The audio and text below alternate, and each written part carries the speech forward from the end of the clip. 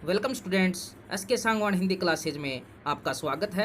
Latest Hindi video के लिए channel को सब्सक्राइब करें और बेल आइकन दबाएं। प्रिय विद्यार्थियों, मैं संदीप कुमार, हिंदी प्राध्यापक, आपके सामने आपकी पुस्तक वितान भाग 2 के प्रथम अध्याय सिल्वर वेडिंग के अभ्यास के प्रश्नोत्तर लेकर प्रस्तुत हूँ। शुरू करते हैं। प्रश्न नंबर 1, यशोधर बाबू की पत्नी समय के साथ ढल सकने में सफल होती है, लेकिन यशोधर बाबू असफल रहते हैं, ऐसा क्यों है? मूलतः यशोधर बाबू और उनकी पत्नी दोनों ही आधुनिक सोच के नहीं हैं, परंतु फिर भी यशोधर बाबू की पत्नी समय के साथ ढल सकने में अर्थात तथाकथित आधुनिक बनने में सफल होती है, क्योंकि एक तो बच्चों का प्रेम अपने प्रति बनाए रखना उनकी मातृ सुलभ मजबूरी है, दूसरे वह यशोधर बाबू से जवानी के दिनों में संयुक्त परिवार में स्वयं को अत्यधिक दबाए रखने का बदला भी लेना चाहती है। दूसरी ओर यशोधर बाबू समय के साथ ढल सकने में असमर्थ रहते हैं, क्योंकि एक तो वे पुरातनपंथी हैं और दूसरे उन पर उनके आदर्श किशनदा के विचारों का इतना अधिक प्रभाव है कि वह चाहकर भी समय के साथ नहीं ढल पाते। प्रश्न नंबर 2, पाठ में जो हुआ होगा वाक्य की आप कितनी अर्थ छवियां खोज सकते हैं? पाठ में जो हुआ होगा वाक्य की अनेक अर्थ छवियां खोजी जा सकती हैं। पाठ में प्रथम बार इस वाक्यांश का प्रयोग किशनदा की मौत के विषय में पूछने पर उनका एक जाति भाई करता है। उस समय इस वाक्यांश में उस जाति भाई की किशनदा के विषय में उदासीनता का पता चलता है। वाक्यांश को सुनकर लगता है कि किशनदा का जाति भाई होते हुए भी वह यह नहीं जानता था कि उनकी मौत का कारण क्या रहा था। पाठ में दूसरी बार इस वाक्यांश का प्रयोग यशोधर बाबू की साधनावस्था में यशोधर बाबू व किशनदा के आत्मीय वार्तालाप में होता है। यहाँ इस वाक्यांश का अर्थ है अपनों से मिली उपेक्षा के अर्थ में होता है। पाठ में तीसरी बार इस वाक्यांश का प्रयोग पाठ के अंत में एक व्यंग्योक्ति के रूप में होता है, जिसका अर्थ है भरा पूरा परिवार होते हुए भी यशोधर बाबू का अपने किशनदा की भांति अकेला महसूस करना। समहाउ इम्प्रॉपर वाक्यांश का प्रयोग यशोधर बाबू लगभग हर वाक्य के प्रारंभ में तकिया कलाम की तरह करते हैं। इस वाक्यांश का उनके व्यक्तित्व और कहानी के कथ्य से क्या संबंध बनता है? निश्चय ही इस कहानी में समहाउ इम्प्रॉपर वाक्यांश का प्रयोग यशोधर बाबू तकिया कलाम की तरह करते हैं, परंतु वास्तविकता यह है कि इस वाक्यांश का उनके व्यक्तित्व और कहानी के कथ्य से गहरा संबंध बनता है। यशोधर बाबू एक पुरातनपंथी, संस्कारवान, आदर्शवादी, सिद्धांतों और नियमों व अनुशासन पर चलने वाले व्यक्ति हैं, जबकि वर्तमान पीढ़ी उनके संस्कारों, आदर्शों, सिद्धांतों और नियमों से काफी आगे निकलकर व्यवहारवादी हो गई है। कहानी में एक तरफ उनका व्यक्तित्व है जो आदर्शों, सिद्धांतों व संस्कारों से ओतप्रोत है, जबकि दूसरी तरफ कहानी का कथ्य है जो नितांत आधुनिक व व्यवहारवादी है। इसलिए संपूर्ण कहानी में उनके व्यक्तित्व और कहानी के कथ्य में टकराहट चलती रहती है। जहां भी उन्हें कोई बात अपने सिद्धांतों, नियमों, आदर्शों व संस्कारों के विरुद्ध जान पड़ती है, उनके मुख से अनायास ही अपने आप ही समहाउ इम्प्रॉपर वाक्यांश निकल पड़ता है। यशोधर बाबू की कहानी को दिशा देने में किशनदा की महत्वपूर्ण भूमिका रही।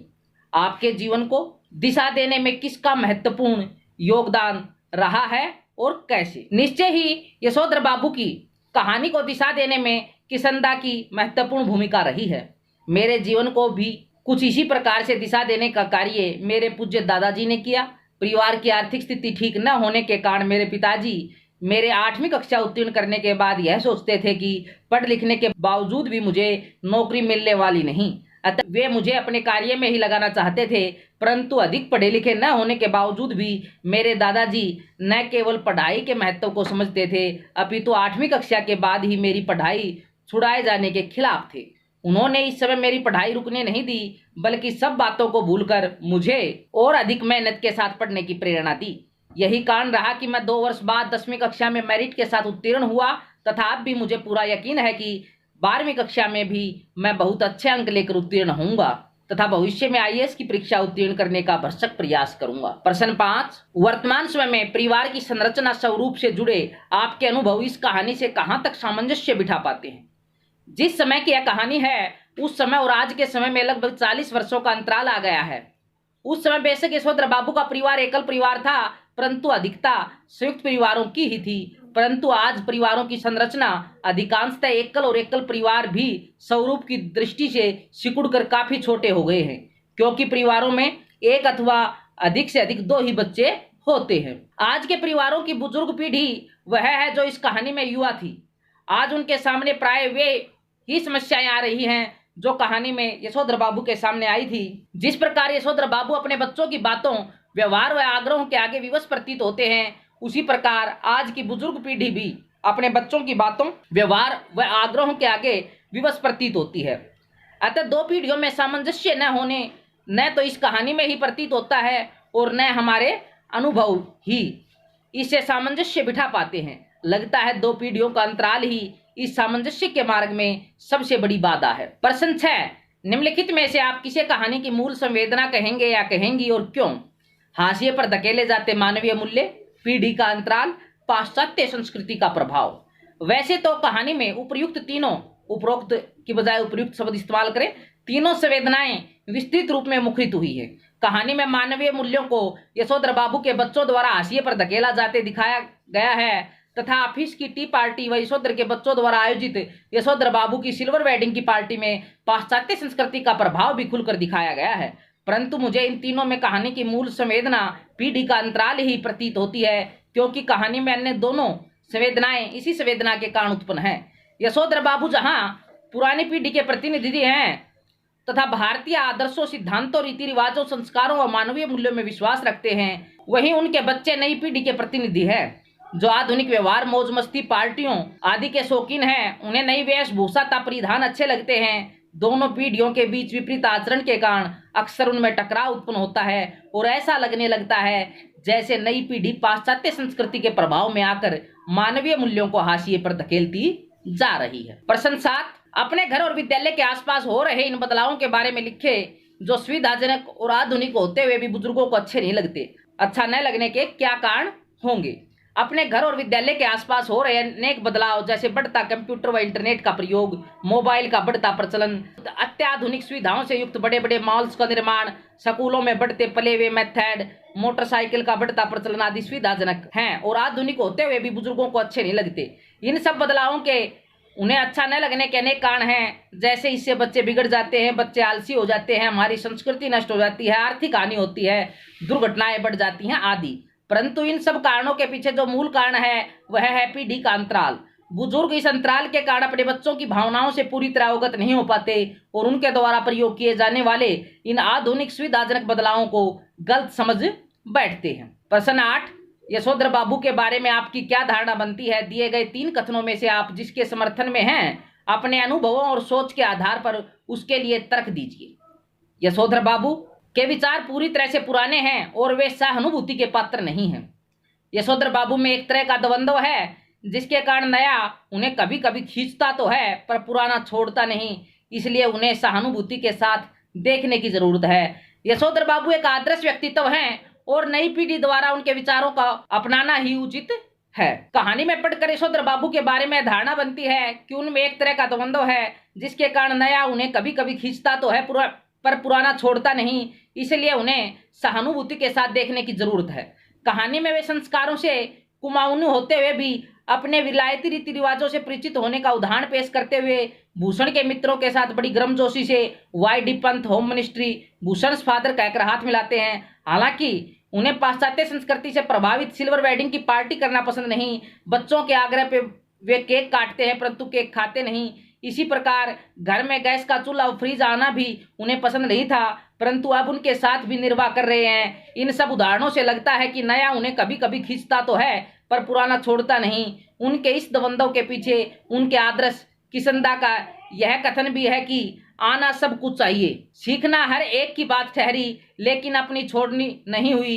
टाई सूट पहनना आना चाहिए, लेकिन धोती कुर्ता अपनी पोशाक है, यह नहीं भूलना चाहिए। कुछ परीक्षा उपयोगी अन्य महत्वपूर्ण प्रश्नोत्तर हैं, उनको देखो। अधिकारी के रूप में दफ्तर में यशोधर बाबू का व्यवहार कैसा है? अधिकारी के रूप में दफ्तर में यशोधर बाबू का व्यवहार अनुशासन प्रिय तथा संजीदा है। वे स्वयं दफ्तर में 5:30 बजे तक बैठते हैं, अतः उनके मातहत कर्मचारियों को भी 5:30 बजे तक दफ्तर में बैठना पड़ता है। वे अपने मातहतों को अपने नियंत्रण में रखते हैं तथा उनके साथ एक उचित दूरी बनाए रखते हैं। ताकि उनके काम में कोई ढिलाई ना आने पाए। वे अपने मातहतों के प्रति उदार होते हुए भी उनसे अधिक घुलते मिलते नहीं, परंतु शाम को चलते समय वातावरण को हल्का फुल्का बनाने के लिए वे उनसे कोई ना कोई मनोरंजक बात अवश्य करते। चड्ढा कौन है, वह यशोधर से कैसा व्यवहार करता है और क्यों? चड्ढा यशोधर बाबू के ऑफिस में काम करने वाला एक नया छोकरा है। सीधे असिस्टेंट ग्रेड में नियुक्त हुआ है, इसलिए उसके मन में अपनी योग्यता का बड़ा अहंकार है। वह बात बात में यशोधर बाबू को नीचा दिखाने की कोशिश करता है। वह उनकी पुरानी घड़ी का मजाक उड़ाकर उन्हें नई डिजिटल घड़ी खरीदने की सलाह देता है। वह उनसे उनकी सिल्वर वेडिंग की पार्टी देने के लिए जबरदस्ती 30 रुपये वसूल करता है। उसके व्यवहार में सीधे तौर पर धृष्टता झलकती है। यशोधर बाबू के चरित्र की विशेषताएं लिखिए। यशोधर बाबू मनोहर श्याम जोशी कृत सिल्वर वेडिंग के प्रमुख पात्र हैं। पाठ की समस्त कथा उन्हीं के विचारों में चलती है। पाठक के आधार पर उनके चरित्र की मुख्य विशेषताएं निम्नलिखित हैं। परंपरावादी व्यक्ति। यशोधर बाबू एक परंपरावादी व्यक्ति हैं। वे अपने समाज तथा परिवार की प्राचीन समय से चली आ रही परंपराओं का पालन करने में विश्वास करते हैं। अपनी परंपरावादी सोच के कारण ही वे दिल्ली में मकान नहीं बनाते। वे चाहते हैं कि सेवानिवृत्ति के बाद अपने गांव जाकर ही रहेंगे। कर्तव्यपरायण व्यक्ति। यशोधर बाबू कर्तव्यपरायण व्यक्ति हैं। वे प्रतिदिन समय पर अपने कार्यालय जाते हैं और दिन भर परिश्रम पूर्वक कार्य करते हैं। यही नहीं, वे अपने अधीनस्थ कर्मचारियों को भी ईमानदार होने, कर्तव्यनिष्ठ होने की शिक्षा देते हैं। आधुनिकता के विरोधी। परंपरावादी व्यक्ति होने के कारण यशोधर बाबू तथा कथित आधुनिकता के विरोधी हैं। आधुनिकता के नाम पर उन्हें युवाओं का मनमानी करना, कम कपड़े पहनना आदि पसंद नहीं है। वे बच्चों द्वारा अपने विवाह की रजत जयंती मनाने को अनावश्यक खर्च समझते हैं। संस्कारी व्यक्ति। यशोधर बाबू संस्कारी व्यक्ति हैं। वे रिश्ते नाते बनाए रखने में विश्वास रखते हैं। यही कारण है कि पत्नी के विरोध के बावजूद वे अपने बीमार जीजाजी से मिलने अहमदाबाद जाना चाहते हैं। वे अपने बच्चों से भी रिश्तों के प्रति संवेदनशील होने की अपेक्षा रखते हैं। यशोधर बाबू किस प्रकार सरकारी नौकरी पास किए थे, अथवा यशोधर बाबू के दिल्ली आने पर उनकी किसने और कैसे सहायता की? यशोधर बाबू रेमजे स्कूल अल्मोड़ा से मैट्रिक पास करके रोजी रोटी की तलाश में दिल्ली आए थे। यहाँ आकर उन्होंने किसंदा के क्वार्टर में शरण ली। किसंदा कुंवारे थे और यशोधर बाबू जैसे कितने ही पहाड़ी लड़कों को अपने यहाँ शरण दे चुके थे। जिस समय वे यहाँ आए थे सरकारी नौकरी के लिए उनकी उम्र कम थी, अतः किसंदा ने उन्हें अपनी मैस का रसोईया बनाकर रख लिया था। तब बाद में उन्होंने ही उन्हें अपने नीचे नौकरी दिलवाई थी। DIZ एरिया की बदलती शक्ल देखकर यशोधर बाबू को बुरा क्यों लगता है? जिस स्थान पर DIZ एरिया में 6 मंजिला इमारत का निर्माण किया जा रहा है, वहां जगह पहले गोल मार्केट के नाम से मशहूर थी और इसी जगह पर यशोधर बाबू के पूर्व बॉस तथा आदर्श किसंदा का क्वार्टर हुआ करता था। परंतु इस 6 मंजिला इमारत के निर्माण के लिए किसंदा के क्वार्टर सहित पूरा क्षेत्र ही तोड़ फोड़ दिया गया। इसलिए DIZ एरिया की बदलती शक्ल देखकर उन्हें बुरा सा लगता है। यशोधर बाबू के कितने बच्चे हैं, वे क्या करते हैं? यशोधर बाबू के कुल 4 बच्चे हैं, 3 लड़के और 1 लड़की। उनका बड़ा लड़का एक प्रमुख विज्ञापन संस्था में नौकरी करता है। उनका दूसरा बेटा IAS की परीक्षा की तैयारी कर रहा है। उनका तीसरा बेटा स्कॉलरशिप लेकर अमेरिका चला गया है। उनकी एकमात्र पुत्री डॉक्टरी की उच्चतम शिक्षा के लिए अमेरिका जाना चाहती है। यशोधर बाबू की पत्नी संस्कारों से आधुनिक न होते हुए भी आधुनिका सा आचरण क्यों करती है? यशोधर बाबू की पत्नी संस्कारों से आधुनिक न होते हुए भी आधुनिका का आचरण इसलिए करती है क्योंकि जवानी में संयुक्त परिवार के दिनों में यशोधर बाबू ने कभी उनका पक्ष नहीं लिया। हमेशा उनकी जिठानियों की ही चलने दी। उन्हें आचार व्यवहार के ऐसे बंधनों में रखा मानो वे युवा स्त्री न होकर बुढ़िया हों। दूसरे बच्चों की तरफदारी करने की मातृसुलभ मजबूरी ने भी उन्हें मोड़ बना डाला। किसंदा के बुढ़ापे के सुखी न होने का क्या कारण था? किसंदा के बुढ़ापे के सुखी न होने का मुख्य कारण उनका ताउम्र अविवाहित रहना था। जिन दिनों उनके तमाम साथी हौज खास, ग्रीन पार्क, कैलाश आदि कहीं न कहीं जमीन लेकर मकान बनवा रहे थे, अविवाहित होने के कारण उन्होंने इस ओर कोई ध्यान नहीं दिया। जब किसंदा रिटायर हुए तो उनके द्वारा उपकृत इतने सारे लोगों में से एक ने भी उन्हें अपने यहाँ रहने की पेशकश नहीं की। कुछ साल वे राजेंद्र नगर में किराए का क्वार्टर लेकर रहे और फिर अपने गांव लौट गए, जहां साल भर बाद उनकी मृत्यु हो गई।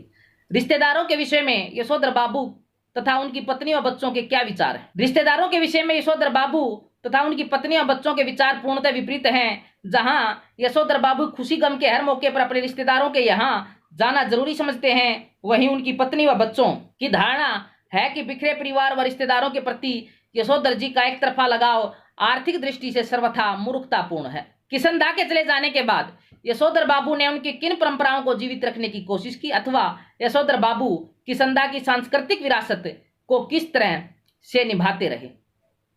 किशन-दा के चले जाने के बाद यशोधर बाबू ने उनकी अनेक परंपराओं जैसे घर में होली गवाना, जनेऊ पुनियों के दिन सब कुमाऊनियों को जनेऊ बदलने के लिए अपने घर आमंत्रित करना, रामलीला की तालीम के लिए अपने क्वार्टर का एक कमरा दे देना आदि को जीवित रखने की पूरी कोशिश की।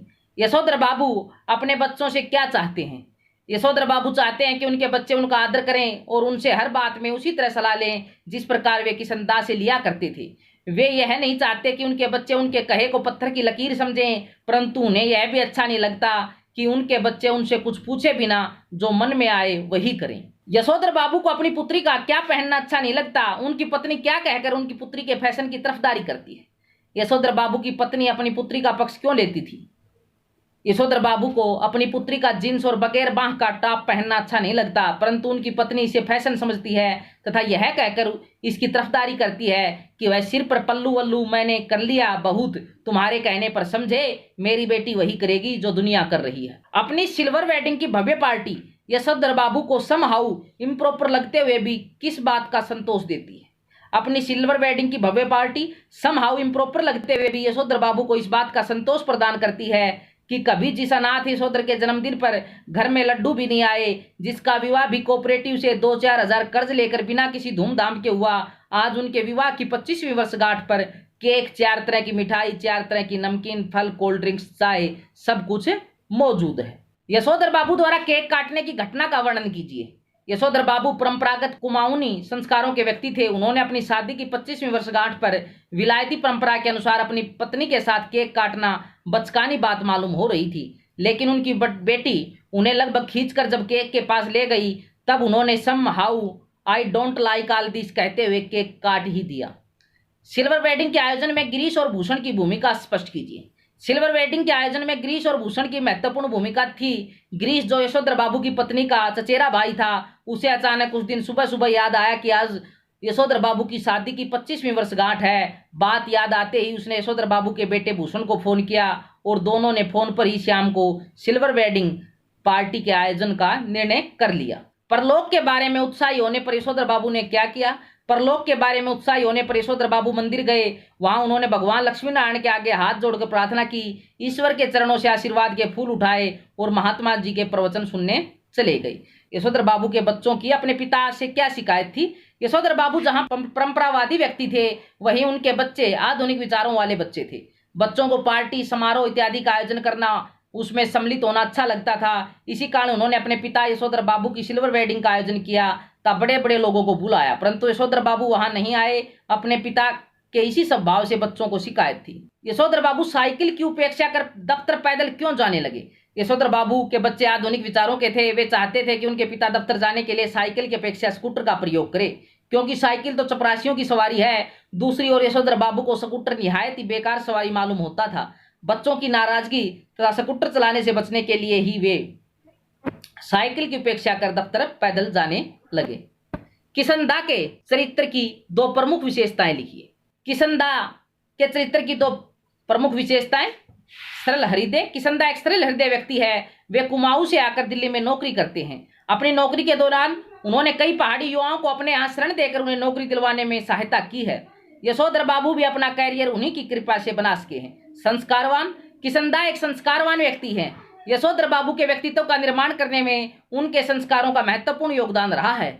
उन्होंने यशोधर बाबू में सुबह सैर पर जाने, सवेरे शाम पूजा पाठ करने, रामलीला वालों को एक कमरे की सुविधा देने तथा पहाड़ी क्षेत्रों की परंपराओं का निर्वाह करने के संस्कार डाले हैं। संस्कारी कुमाऊनी होते हुए भी पार्टी में यशोधर बाबू ने यह जताने की कोशिश क्यों की कि वे विलायती रीति रिवाज से भली भांति परिचित हैं। संस्कारी कुमाऊनी होते हुए भी पार्टी में यशोधर बाबू ने जताने की कोशिश इसलिए कि वे विलायती रीति रिवाज से भली भांति परिचित हैं, क्योंकि उनके आदर्श किशन-दा उनसे कहा करते थे कि आना सब कुछ चाहिए, सीखना हर एक बात की ठहरी, लेकिन अपनी छोड़नी नहीं हुई। टाई सूट पहनना आना चाहिए, लेकिन धोती कुर्ता अपनी पोशाक है, यह नहीं भूलना चाहिए। इसी के साथ ये आपके अभ्यास के प्रश्नोत्तर और पाठ के बीच से दूसरे प्रश्नोत्तर जो कई बार पिछली परीक्षाओं में पूछे गए हैं, वो आपको मैंने करवाए हैं। इन प्रश्नोत्तर को अपनी कॉपी में लिखना है और याद करना है। धन्यवाद।